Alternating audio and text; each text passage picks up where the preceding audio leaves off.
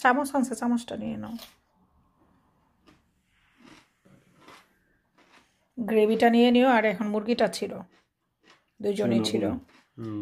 খুলো আলগা থেকে না। জি জি, আলগাই। সুতা না, সুতা কি ছিঁড়ে?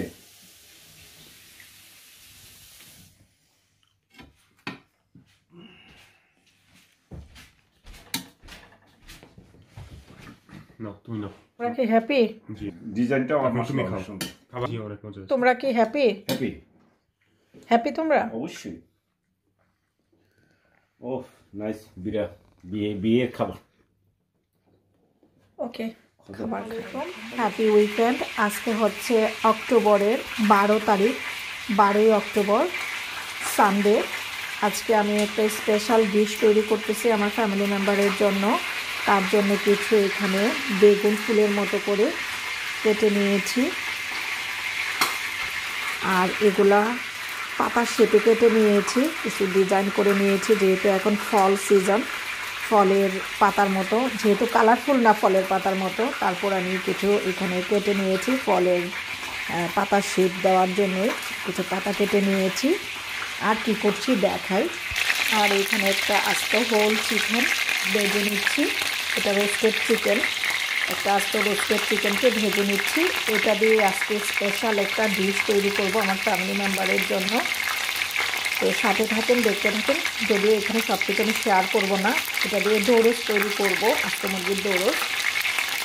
তো সেটার জন্য এখন মুরগিটাকে আমি ভেজে নিচ্ছি অলিভ অয়েলের মধ্যে। তো পরে আমি সব কিছু আবার শেয়ার করবো। তো এখন আমি মুরগিটাকে ভেজে নিই। দৌড়স আমার রান্না হচ্ছে, প্রায় রান্না আমার এখন শেষ। এখন উপর থেকে আমার হাতে তৈরি করা ঘি দিয়ে দিব। এখন এটাকে ঢেকে দমে রেখে দিব আরও কিছুক্ষণ। এখন আমি পোলাওটা রেডি করে নিব। এখানে কিছু শামি কাবাব নামিয়ে নিয়েছি, শামি কাবাবগুলোকে ভেজে নিব। এটা গরুর মাংসের শামি কাবাব।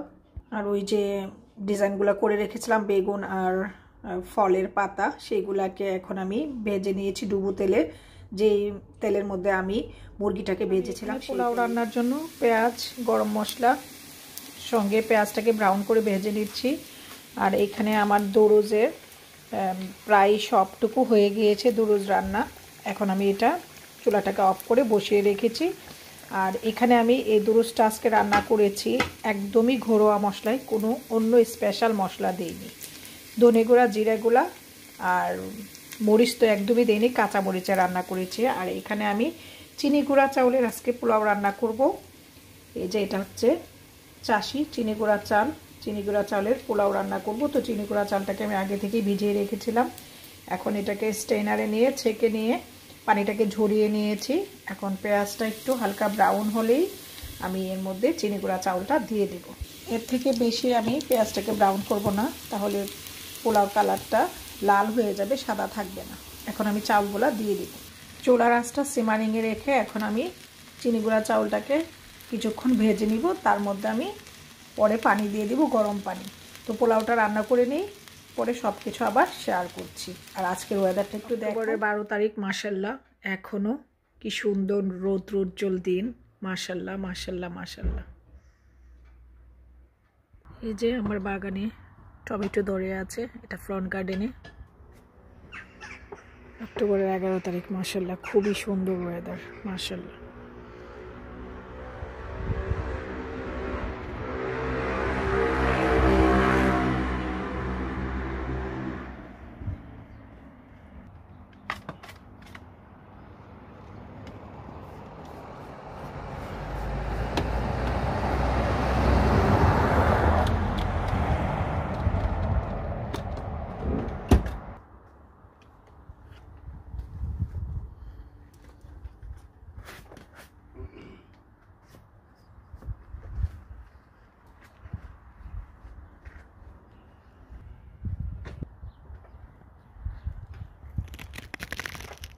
বাইরের পরিবেশটা তো দেখালাম। এখন আমি রান্নাবান্না শেষ করে সালাদ করে সব কিছু সার্ভ করে নামাজ পড়ে লাঞ্চের সময় আপনাদের সাথে শেয়ার করব।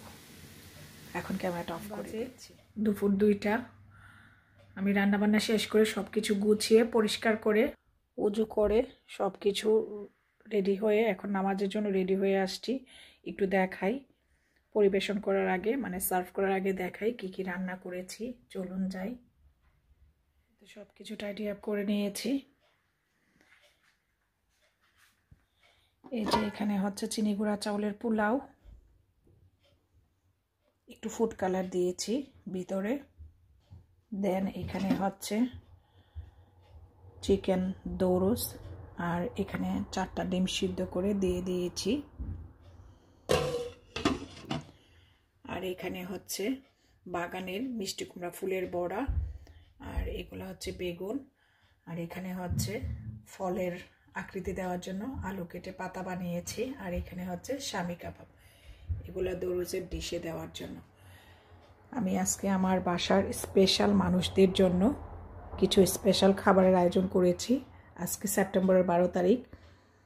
সবসময় চেষ্টা করবেন বাহিরের মানুষটা স্পেশাল অবশ্যই, তবে সবচেয়ে বেশি স্পেশাল হচ্ছে আপনার নিজের লোক, আপনার ফ্যামিলি মেম্বার।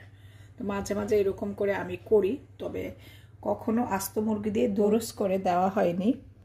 স্পেশালি শুধু স্পেশাল মেহমানের জন্যই করা হয়েছে, ফ্যামিলি মেম্বারের জন্য কখনো করা হয়নি। আজকে সেটা করলাম।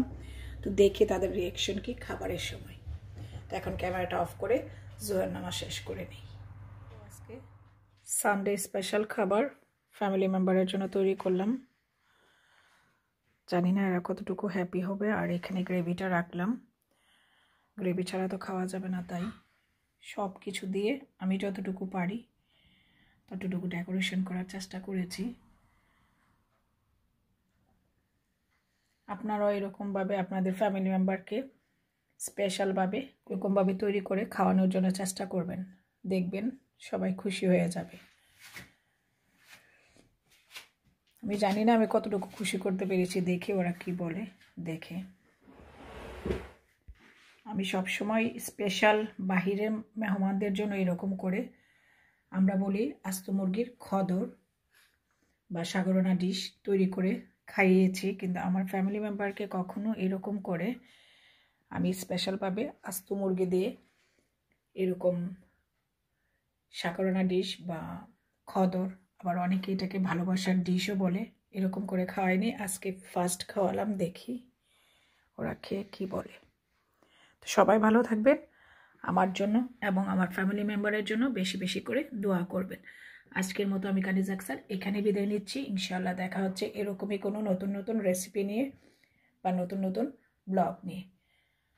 আজকের মতো বিদায়, আল্লাহ হাফেজ, হ্যাপি সানডে।